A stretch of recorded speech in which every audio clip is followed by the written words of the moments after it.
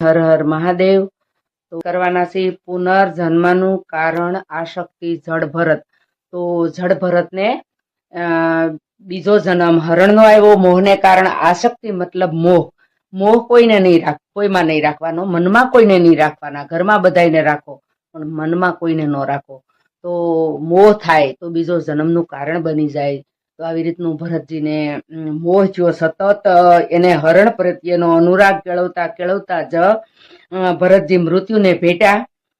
વાસના પ્રમાણે હરણ યોનિમાં જન્મ્યા. આ દેહ પણ આ ખોટું મોહ કર્યો, ખોટું કર્યું એટલે મારે હરણ યોનિમાં જન્મ લેવો પડ્યો.